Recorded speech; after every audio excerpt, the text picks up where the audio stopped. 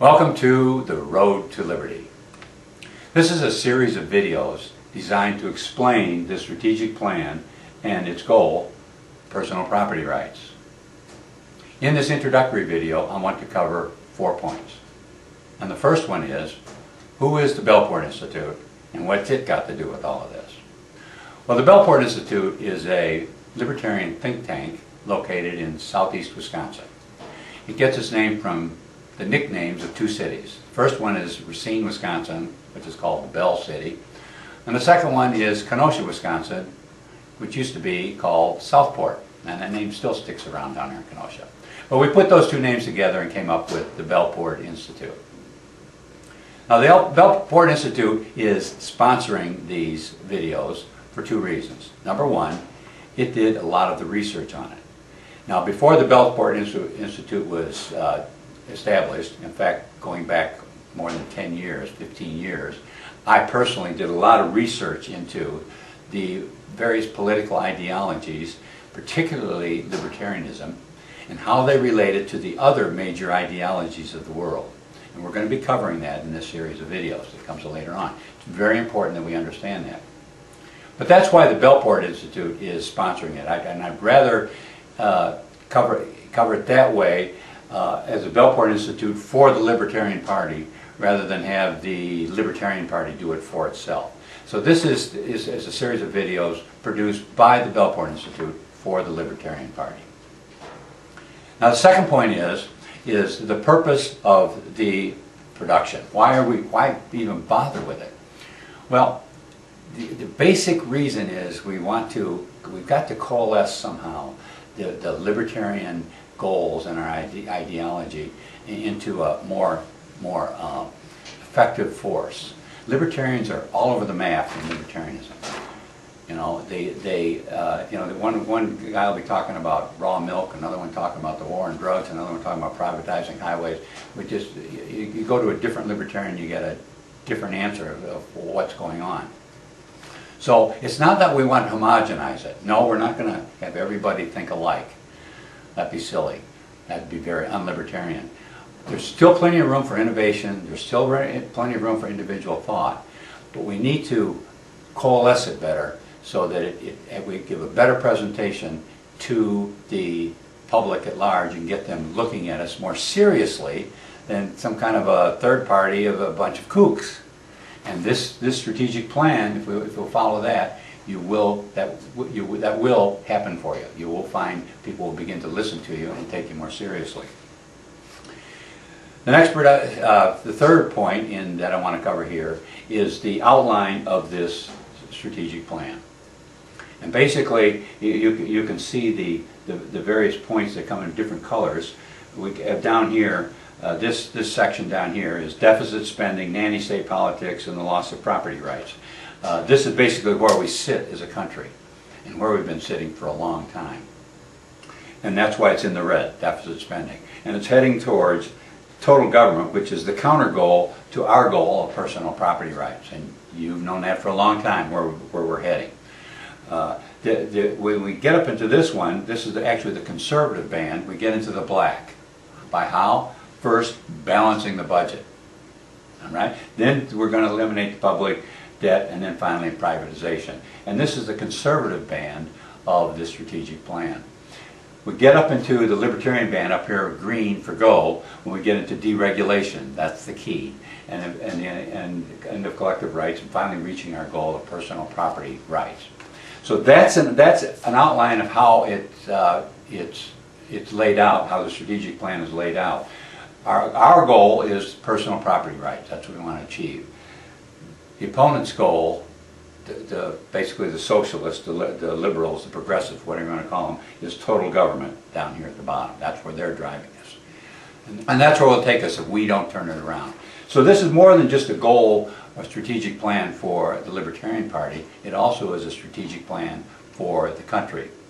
And if we succeed, as I will show you later on as we get into deeper into this strategic plan, this is planned to take this country higher than it has ever existed before, even higher than when we was originally founded by the founders and the Constitution that they established therewith. The final thing I want to make is the outline of the organization of the video segments. Now they all have a little number before them, starting with 0. This is the 0 video, the introductory video. And then they're numbered numerically, and they'll go down. I don't know how high the numbers go. The way the plan is now, when we get down to 10, we'll be talking to issues, and then there's more after that. But the point is to please take them as best you can in the sequence that they're numbered. The reason I want you to do that is because it gives you the information on a gradient scale. In other words, the easiest, most basic information is first, and then we develop a little further and develop a little further, so when we get to the issues, you understand why the issues are what they are, why we're discussing those particular issues, and why our approach to the issues is in that particular regard. And because that will all be explained in earlier videos. So please take them in that order as best you can. Now once in a while you'll see a 8, 9, 9.5, 10. That's because between segment 9 and segment 10, we might have discovered that something fits in between those two. So we'll do another segment and renumber it 9.5. And that means we just found out about it later. There was a little change we wanted to make in our approach to all this. And the other thing is that sometimes there might be something between 9.5 and 10, and then that'll be 9.7. But the point is they'll still be in a numerical order, and that's what those points are. Now, this whole plan kind of evolved as a result of the studying of the art of war. And if any of you, really want to get serious into politics, I really recommend you read The Art of War. It's written by a man by the name of Sun Tzu. Now, Sun Tzu wasn't just an individual who just dreamed up all this stuff. He was actually from a Chinese family that for generations, that was their product. The Art of War. You know, some families, in those days, they would have lineage, and they'd be basically the same thing. They might be bankers, for them. Or they might be carpenters or blacksmiths. And each generation would pass on what they learned to the next generation. And there wasn't a lot of changing around back then. Well, in China, the Sun family was, their product was studying war. And they came up with some brilliant ideas. And Sun Tzu finally sat down and wrote them down. And here's the first one that really applies to us. Hence the saying, if you know the enemy and know yourself, you need not fear the result of 100 battles. If you know yourself, but not the enemy, for every victory gained, you will also suffer a defeat. If you know neither the enemy nor yourself, you will succumb in every battle. Now, libertarians have a pretty good idea of issues, but they know very little about libertarianism. Sorry, they don't. And certainly our opponents don't either. So we at least have that much in common. And likewise, we don't know much about, I haven't found very many people understand much about the ideology, the philosophy of, let's say, progressives or the conservatives. And neither do they. When I listen to them on talk radio and I watch them on TV, they certainly don't understand us. They think we should just quit and join in with the conservatives. But they only say that because they don't understand what we're all about. And you can't fight back very well because you don't understand what we're all about either. And I'm sorry to say that, but that happens to be the case right now with libertarians.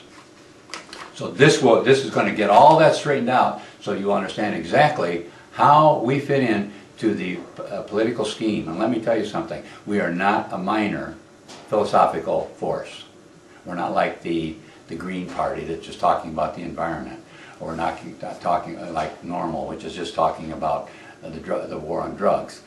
Those are what I call sliver ideologies. They're fine, they have their place, but they're issue-oriented. We are a broad-based philosophy that affects all of life, just like the conservatives do and just like the progressives do. They affect more than just a political issue, they affect all of life. The second one is strategy without tactics is the slowest route to victory. Tactics without strategy is a noise before defeat. Now there's a couple words I want to cover in there. The first one is strategy. What is a strategy? Well, a strategy is a plan that takes you from where you are to the goal you want to achieve. So to have a strategy, the first thing you have to do is have a goal. And what's been the goal of libertarianism? Well, it hasn't been a very good one, and we certainly haven't developed a strategy around it. Now the main one, you're all going to say, oh well, we want freedom, we want liberty. Well, let me tell you something. Every other ideology wants the same thing. So when you're going to use those words, freedom, that word freedom in particular, or even liberty, you be very careful, because it means something else to a socialist. It means something else to a fascist. And we will be discussing those things in later videos. What does it mean to them? And so when you say you want to achieve freedom, well, they think, well, yeah, so do we. So what's up? But so when we redefine it into personal property rights, now it breaks us away from that mold. So that's been the first problem we've had, is we haven't had a well-defined goal, so naturally there's been no strategy. Now when it comes to the second one of Sun Tzu's admonitions, tactics without strategy is the noise before defeat. That describes the Libertarian Party so well. We've had no real goal, had no real strategy, and we have this all these tactics running around. You know, one person will be off fighting the war on drugs, another wants to privatize highways, and another wants to legalize prostitution, and you get this vast divergence of tactic, and what have we accomplished? Well, Sun Tzu describes it: noise before defeat. So this strategic plan is designed to get us working together and having more impact on society, so that we can actually achieve our goal. That's what's the important part about this, and I want you to understand that. And the last one of Sun Tzu's that I want to use for this introductory video is this one. The supreme art of war is to subdue the enemy without fighting. And you're going to find out that in the area of politics that applies too. You're going to find out there's areas where we don't fight with our opponent, but we're going to actually work towards eventually subduing them and achieving our goal, not their goal. So even that fits in. So there's a lot to that art of war, and I really recommend you read it. In closing, I just want to tell you one little story about listening to a talk show host, and Ron Johnson was on there, and he's our senator from Wisconsin, one of our senators from Wisconsin, a very conservative senator with some very good libertarian ideas. But he's not a libertarian, but he's you know, pretty close to it. Now, he and the host were discussing a problem that a couple of other conservative Republican senators had in saying really stupid things on the campaign trail. One of them was something about forced rape. You've been following news at all, you know what that one is. I don't want to get into that issue. But the point is that he said, you know, he had faced a lot of the same things because he came right out of the business world, had never interned as an assistant to someone who was in public office, had never interned by running for minor offices, other smaller ones. He went right out of the business world, right into politics, running for U.S. Senator. And he said, the Republican Party doesn't give you any training, it doesn't give you any ideas about what you should say, how you should approach issues. It just leaves you off on your own. And he said, and I made some of those mistakes too, but I didn't make major ones, he made littler ones. Well, that's another thing this strategic plan does, is we're going to first show you what the libertarianism really is, and then we apply that to the issues, so that you can see how the issues work and you have a better idea of how to approach those issues and explain them in a meaningful way. So, hope you enjoy the program. I'm sure you're going to learn a lot from it if you'll follow along. And that's it for this segment, and let's get on to segment number 1, and description of the goal and personal property rights. Thank you.